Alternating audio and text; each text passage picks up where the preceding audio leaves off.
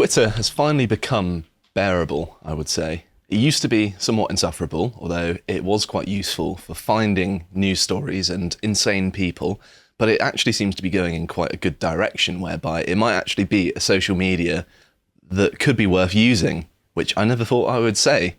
But there's some very good news and some very interesting things that have happened. And I wanted to zoom in on someone who had been, well, pushed out of the company because they willingly left. However, they kind of caught the change in the air and they kicked themselves out rather than being fired. Okay. So this is this fellow, Yoel Roth, and he says, "Last week I made the decision to leave my role leading trust and safety at Twitter," which is a very Orwellian, the Department of Trust and Safety. I bet it's doing very dishonest things and making people unsafe. If there's one thing I'm likely to trust, it's Twitter. And Twitter staff in particular. Mm-hmm. Today, I'm sharing a few thoughts about what comes next for the site. And he wrote an article for the New York Times, which is interesting that they're platforming someone who was just a former tech person. And they've got a nice long essay from them. I will point out that, like the rest of Twitter's staff that left from after Elon's takeover, he must not have been doing very much, because I neither trusted Twitter, nor was it a particularly safe platform, because it's only after Elon's come in that they've cleared off all the child porn that was on there. So, in this article, it's quite a long article, so I'm not going to read from it, although I do suggest you do so yourselves. He draws attention to the fact that he introduced, this is a direct quote, introduced tools for contextualizing dangerous misinformation, which of course is anything that harms the Democratic Party. Head of propaganda within the state organisation. He also bragged about banning Donald Trump from Twitter. He also adds in self-aggrandizing lines like, and I quote here, "The Cornell professor Tarleton Gillespie called teams like mine the custodians of the internet. The work of online sanitation, is unrelenting and contentious." So he's trying to paint himself as some sort of hero.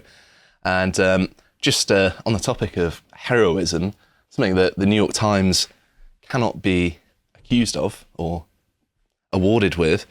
Here is our book club that me and Harry did on the book The Grey Lady Winked, where we talk about the history of the New York Times. The New York Times' lack of reporting standards. Mm-hmm.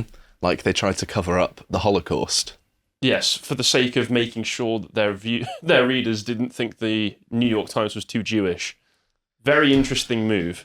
Some top journalism going on here, and the examples in here of just all of the things they've got wrong is enough to make you realise that actually the newspaper's been rotten from the very start. And I think that the fact they're platforming a disgruntled member of Twitter kind of shows their allegiance isn't with the new everybody management. Could see it. Mm-hmm. I mean, it is kind of pointing out the obvious, isn't it? So, if we move on to this next link, here is someone called Miranda Devine, or Devon, I don't know, the ex-guy who censored the New York Post for our accurate story about Hunter Biden's laptop, complains about free speech on Twitter and boasts about deplatforming a sitting president. So yes, this is the same guy that suppressed the Hunter Biden story before the election. And then if we move on to the next one, which I think you alluded to somewhat, is why was child pornography permitted on Twitter for years under your watch, but stamped out within 48 hours after you left? It's a good question. Which is a very good question. It's almost like it wasn't the top of their priority list at all, and maybe not even on there. And if we move on to this next one... I would hate to imply that some of the people behind the scenes of Twitter might have made up some of the consumer base. Here is a video that explains the hashtag system used on Twitter to share and sell child exploitation content on a massive scale. The video was put out by a legal team representing the two minor survivors currently suing Twitter. So yes, this is obviously a very serious problem. Well, yeah, there was a famous case a few years ago at the beginning of 2019 where a 13-year-old, I don't know if they were 13 at the time, they might have been a bit older, but a clip of them being sexually abused at 13 was spreading all across Twitter, and he and his family got in contact to say, take this down, and it took them 9 days to do so, and only after the authorities had got involved as well. So Twitter just did not care about this sort of thing. That's appalling. I didn't know about that. Yeah. But yes, I think that this hashtag system is still going on somewhat, but not to the same degree as under the previous management.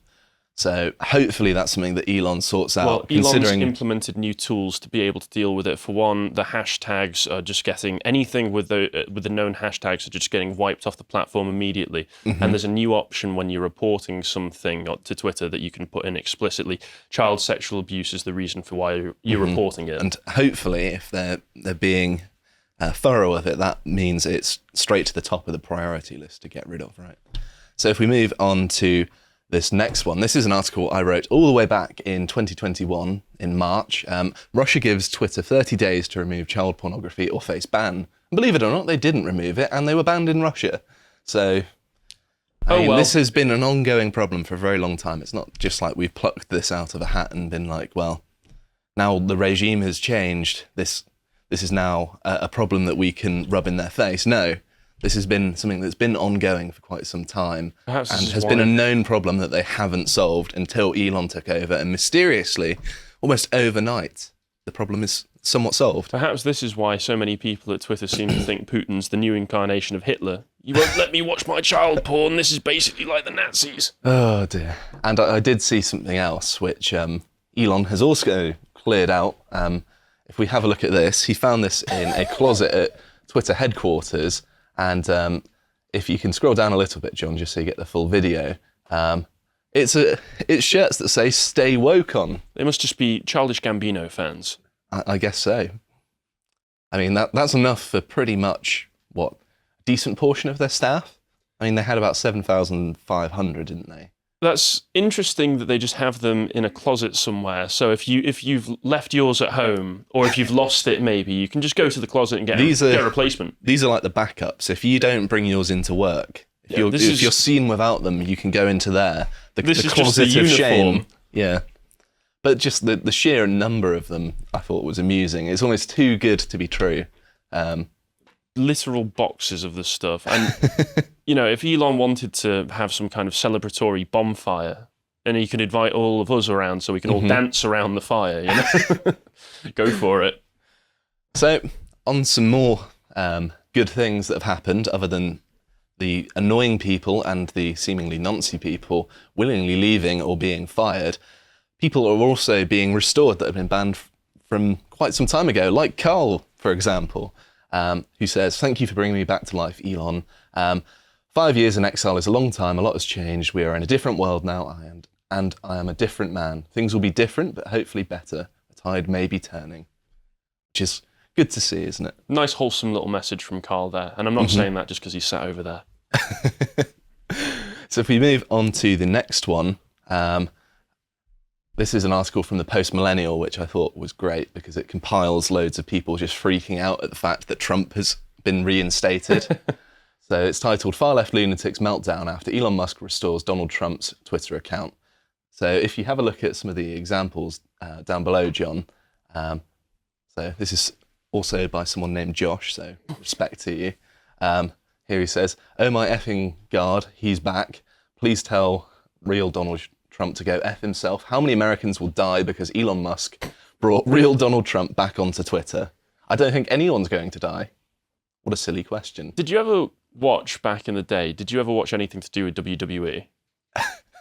I did. Because did you see when Donald Trump showed up on there in WrestleMania 23 it was, and he comes out into the ring? I'm just imagining this is his victory lap. He's coming out to the ring with all of the tweets behind him. Yeah. He's not even posted on it yet, and it's unlikely that he will because he's got Truth Social that he's tied up in contracts with. So he's probably not even going to post anything, at least for a long while. So getting triggered about it in the first place. Freaking out, yeah. Oh no, not Rob Reiner. Why does the man who directed Spinal Tap have to be such a lunatic? So he says, "Elon Musk is letting a man who led a violent insurrection to overthrow the United States government back on this platform, letting the lies and disinformation continue to poison the American bloodstream." Thank you, Rob Reiner, for knowing exactly what is good for America. Coming from a man who hasn't been relevant since 1982. Interesting. And let's have a look at just one more. Here we have... It's all the completely irrelevant people, isn't it? We've got one of the lesser-known Baldwins, Billy. Billy Baldwin, not shot anyone yet. That we People know are of. leaving Twitter in droves, but it's so crucial we stay together. Please follow Call to activism. Call to activism so we can fight back and keep our liberal voice strong. I'm not backing down from Twitter or Elon. Who's with me? Probably not very many people. It's nice that they all admit as well that, yes, Twitter was supposed to be a liberal echo chamber for far left madness, and now it's been pulled. I wouldn't even say Elon's pulled it to the far right or anything. He's just pulled the Overton window a little bit to the right and reinstated some people they don't I think like. he's pulled it back about 5 to 10 years. That's about it, really. Which is where Twitter is the most fun. Mm-hmm. So, I'm you can happy actually with it. say stuff on it now without fear of being kicked off. Kanye came back with a shalom to everybody, like it was an doesn't- episode of Friday Night Dinner. Shalom. He doesn't know what's good for him, does he? So, Elon's also been getting in on some of the fun. So, he's posted a meme for anyone who might be listening with what seems to be a harlot with the Twitter logo protecting her modesty, and Donald Trump posed as Jesus praying to the Lord, resist my temptation. And of course, this is him trying to get Donald back on the platform. So he's actually taking a deliberate effort rather than just trying to kick him off, which is a significant change. It's like he knows what's good for business is people who get a lot of attention and draw a lot of eyes to the platform. And it's funny, and it shows that even the man who owns the business doesn't take it that seriously. No, which is Elon's exactly shown what I want. the whole out way of it. through that he's got a good sense of humour about this whole thing. Yes. So it wouldn't be an Elon tweet without a triggered leftist. So here we have David Atkins. Beyond the obvious gross misogyny, this is so pathetically desperate on multiple levels. Imagine being the richest man on earth and begging for the attention of Donald Trump and the approval of alt-right influencers. I don't like think how he's he uses begging. the term influencer condescendingly. That's the only aspect of this I agree with, is scorning the term influencer. To be fair, when the missus jokingly calls me an influencer, I do get very triggered. When you hear influencer, you don't think, I think someone scum.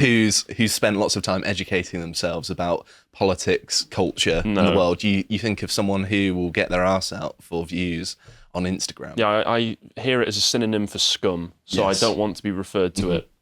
And even Dr. Peterson, I've seen him interacting with Musk quite a lot, has been approving of it. I'm not sure if you can do a good Peterson impression because I can't. Do you want me to try? Go on. All right. You really are pretty damn funny, Mr. Musk. That's great. That was just Kermit. That was just Kermit. All I heard was Peterson. I don't know what you're on about. All right. Wait, I should have been crying when I said that. Sorry. Then it would have been clearer. But yes, it's good to see. This is like the nature is healing aspect of Twitter, where Jordan Peterson approves of the conduct of the owner of it. This is a true sign that we're into better times. I just want, for the next month or so, Jordan Peterson to dead name every trans person. Everyone on every Earth. single day. It's just going to have an endless stream of names. Yeah, I just want it to be a list of these people's actual identities. That's all his Twitter feed needs to be. So moving on to something else that Elon has been getting into, he said to the ADL boss, which is the Anti-Defamation League, hey, stop defaming me over reinstating Trump. Because if you scroll down a bit, John, you can see that Jonathan Greenblatt, who is the Head of the ADL it, for now. For Elon Musk to allow Donald Trump back on Twitter, ostensibly after a brief poll, shows he is not remotely serious about safeguarding the platform from hate, harassment, and misinformation. And Elon Musk actually asked these people, I don't know why he did this, he actually asked for their opinions on safeguarding and stuff, and he invited them in. The likelihood is that it was probably some red tape that he needed to clear up. He needed to show that he was going through the motions and say that he was going to do a lot of things and capitulate to what they wanted, and then he just turns around and does everything that he was going to do anyway. It's possible, but I still don't think that he should have done everything in his power not to invite that vampire into his home. I think it was, very briefly, it was a bit of bad publicity for those on our side who wanted to see Twitter move entirely away from this sort of thing. But there are probably regulations, there's probably certain standards that he needs to meet. So whether he actually listens to anything they say, I don't think he has.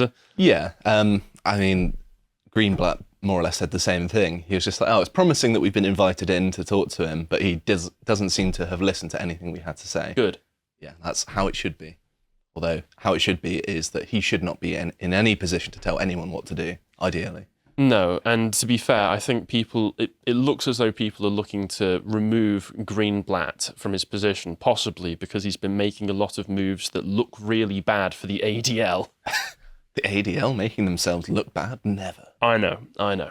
So here we have a full list, well, full enough, of some prominent accounts that have been reinstated. So I'm going to read some of them out. The Babylon Bee, obviously Jordan Peterson, Andrew Tate, Donald Trump, ALX, who is the person who tweeted this, Project Veritas, James Lindsay, Office of Mike, Marjorie Taylor Greene, Savannah Hernandez, and Juanita Broderick. I think I pronounced that right. Elon, if you're watching this, here's one, because I was talking to him last night. Bring back Nick Buckley. Oh, yeah. Yeah, he's not been put back on yet, so if you could get him back on, that would be lovely. Very wholesome guy. So another thing that Elon has done, which amused me as well, is... So there's an article, if you scroll up, John, thank you, from the New York Post here. CBS News suspends all Twitter activity due to uncertainty under Elon Musk's leadership. And then Elon Musk says, who made this decision? And then underneath that again, he says, oh, forget it, who cares? He's like, yeah, off the platform, I don't care.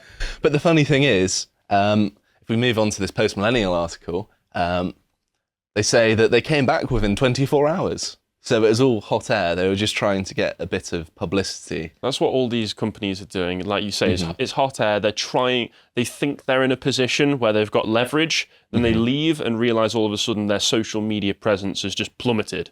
So they have to go back if they want to have any sort of reach. It's so childish, just like, I don't like this platform anymore. I'm going to leave. And then they come back like 24 hours later with their tail between their legs. Sorry, Elon. I think the chief of social media at CBS must be a toddler. It's the only explanation. I think many in the mainstream media are toddlers, if not physically, then mentally. Physically toddlers, just actual toddlers. Adult heads on tiny little bodies.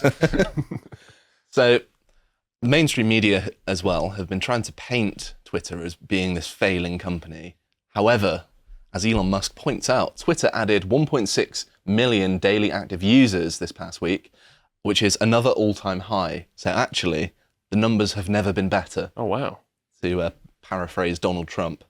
He's got the best numbers. He's got all the numbers. He's got the biggest numbers. The numbers are beautiful. They're terrific. And one final thing that's worth pointing out, because of course I'm not going to be overwhelmingly positive, I've got to add a little bit of negativity to it, of course, is this fact that Elon Musk, if you look at the actual tweet itself, John, he said, this is in response to someone asking about reinstating Alex Jones, and he says, my firstborn child died in my arms. I felt his last heartbeat. I have no mercy for anyone who would use the deaths of children for gain, politics, or fame. And I think Shoe on Head here is spot on. And she says, your story is heartbreaking, but this is literally just confirmation that you're making the rules based on how you personally feel about things. No mercy for, okay, Mr. Merciful Billionaire God, can you just run a website? There are war criminals on here. That is always a good point, that yes, there are war criminals. I have heard a decent explanation, as well as his own emotional feelings as to why he might be doing it this way, which is purely because Alex Jones is currently tied up in a lawsuit, which is potentially going to be costing him trillions of dollars if the courts get their way, and Elon doesn't want to invite anything that could tie him up in that, potentially. I suppose so, yeah.